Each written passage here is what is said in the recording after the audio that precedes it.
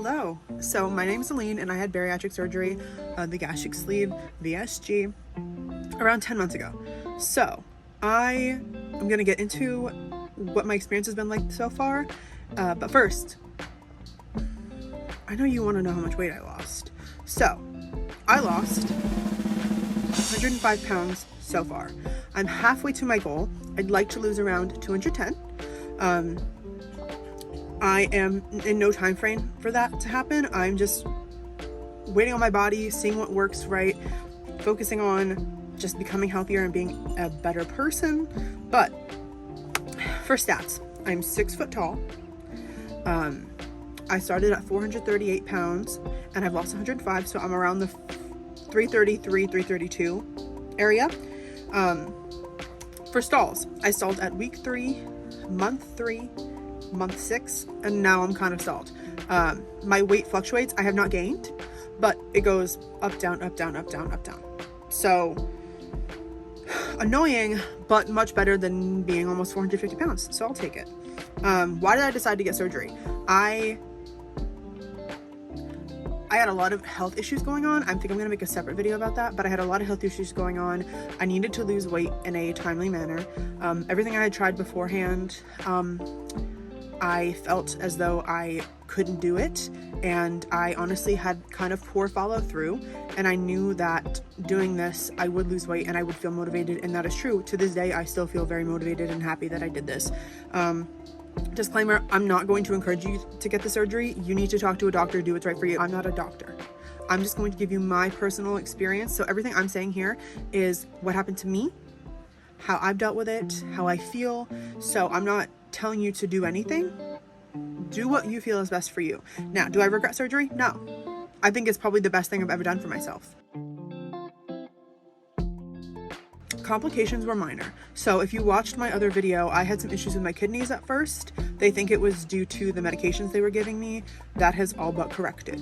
So the only other complications I've had is constipation, being real, constipation, hair loss, which is just something that's normal that happens, and dehydration. So disclaimer, I'm also on a diuretic for a disease I have with my CFS fluid. So that is partially why. I don't know if it's necessarily contributed from the surgery, but want to put that all out there so you know how it's been. Other than that, I've been great. Where's wood? Okay, so getting into it, we're going to start with the physical changes because I feel like those are the things that people ask about the most. I don't have high blood pressure anymore. Yes, that's so amazing. So happy I don't have to take some of these medications anymore. I'm free. My blood pressure is great. I can't imagine how it's going to be when I am down to my goal weight, how good I'm going to feel, because I already feel so much better. I don't really get winded walking around stores, which I used to. I used to have to go sit in the car after a certain amount of time.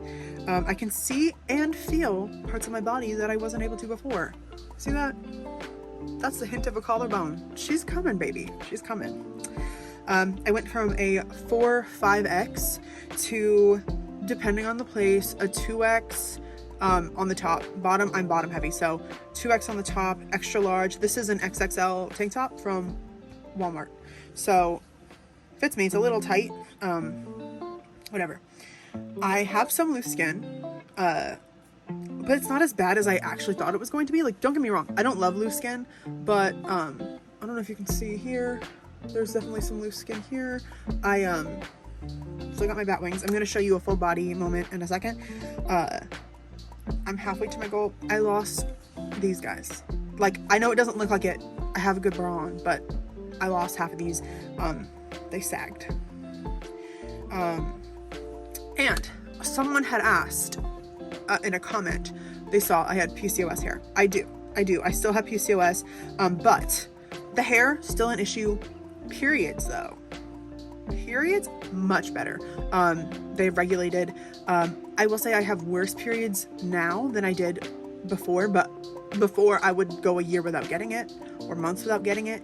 So that has regulated a ton, and it feels so much better. So I have some sort of schedule. After surgery, I went through a really hormonal period, and it's very normal. talk to your doctor if you're considering this, or if you've had surgery, you'll know, like, I was extremely emotional after my surgery for the first 4 months. I think my hormones were all out of whack. It was crazy. I was feeling things I've never felt before.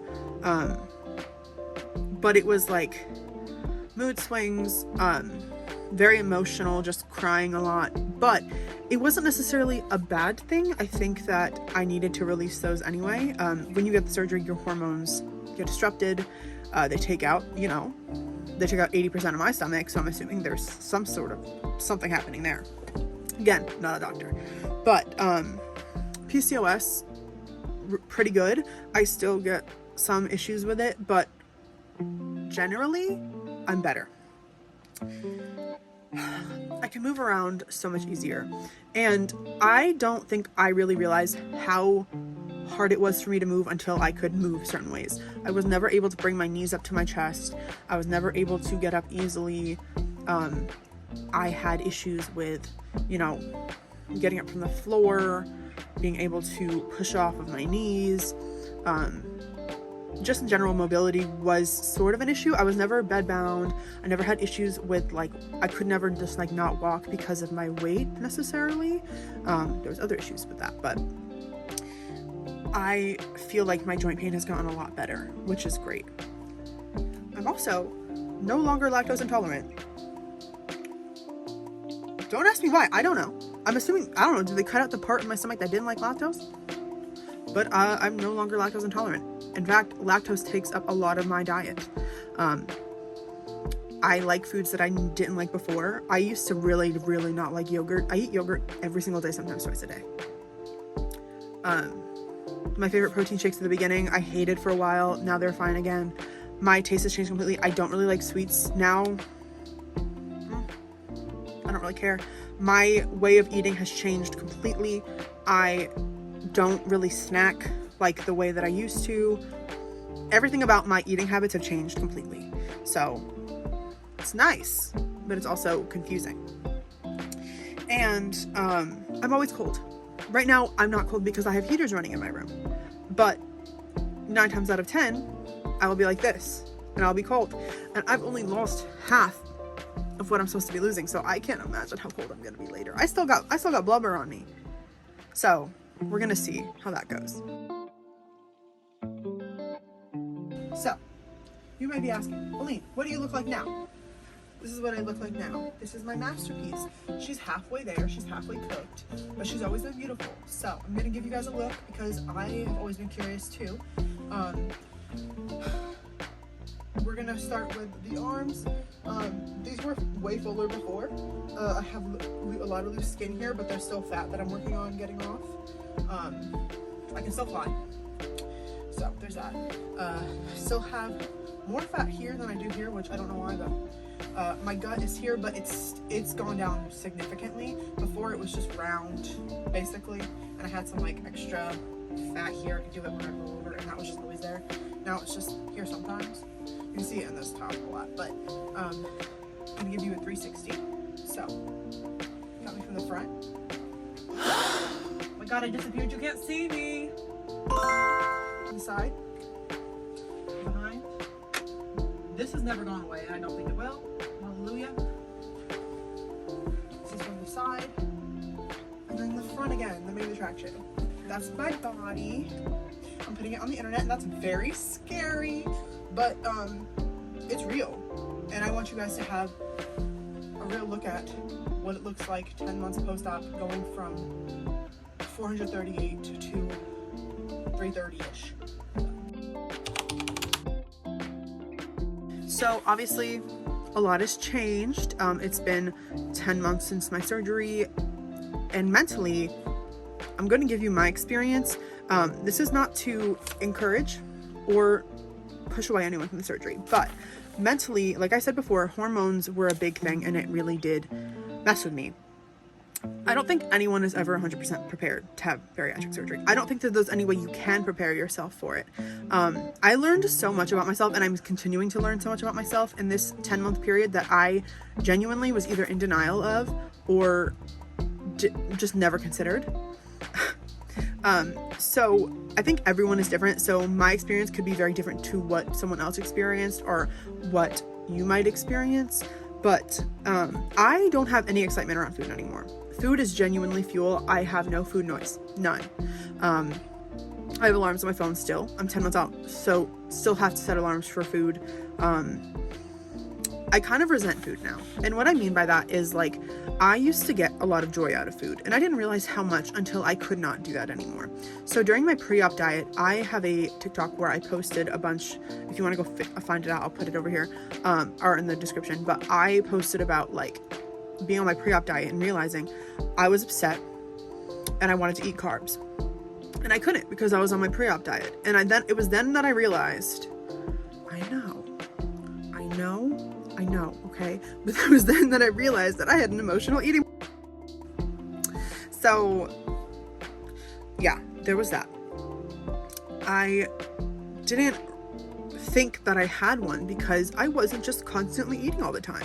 There was days where I would forget to eat until like 6 p.m. And I know everyone says, oh my God, should we invite Bella Hadid? Should we call her? No, because I would eat fast food and think, oh, well, that's my only meal of the day. I completely upped my metabolism, messed it up completely. So that's on me. But yeah, I didn't realize that I had food issues. I didn't realize that I used food to cope, which when you can't do that anymore, you find out quickly, right? So I have struggled to find things to fill the void that food gave me. I still sometimes have reoccurring sadness episodes where I'm like, I wish I could enjoy food, but I'm also glad that it's not the way that I used to be, because that's what got me to my original weight. I was looking for dopamine hits. I was looking for dopamine hits, and I can't have them in the way that I used to. So I understand why people say to be careful after you get surgery, because you can start being reliant on other things, if you catch my drift. But thankfully, I have no urges to do anything like that. It's just, I feel a little empty sometimes because I haven't found things that make me feel the way that food did. And I don't know if I ever will find anything that makes me feel exactly the same. I don't have the same fullness cue that I used to. It doesn't feel the same way. My stomach will start to hurt or I'll feel sick. So there's no familiar feeling that I used to feel. And I think that has messed with my head a lot, because I think that I used to like that feeling a lot, and that's why I would get to that point. But I would just eat a lot, and then in one short amount of time, and then I would think that it's fine because it's just like, oh, it's one cheat meal, and the next day like eat like a little bit, the next day eat a little bit, and the next day so on and so forth. So now that I can't do that, it's nice that I can't do that, but it doesn't just change things mentally, which I thought going into this that it was just going to fix everything. It does not. It doesn't. It is a tool. I know that's so annoying that people keep saying it, but it is. It is just a tool. You need to learn how to use it. And for me, I was going into this thinking like, well, why do I still feel XYZ? Why do I still feel like sad that I can't have this? Or why do I look at something and be like, oh, well, I wish I could eat that? Which actually is surprisingly rare now, but Rome wasn't built in a day. Is that the same? Hope it is. It's taken me months to get to a point where I don't feel like left out when people go out to eat. Like, my family knows. She doesn't eat here. She doesn't have fast food. She doesn't really eat this sort of meal. So let's just do this on our own, which is great. It's just fine. But sometimes it can be hard when you want to socialize. And so much of our society and socialization is built around food, that it's history. You know, it's been that way for years. And when you don't have that anymore and you feel like no joy in it, it kind of can make you become resentful. Like I said, I just don't really feel like excited about anything. I've tried to work on it. It's still a work in progress. Again, 10 months in, I'm still learning things about myself and about this every single day. I'm learning from people in the bariatric community, from articles online, from my doctors, everything. So I thought I'd have it all figured out by now.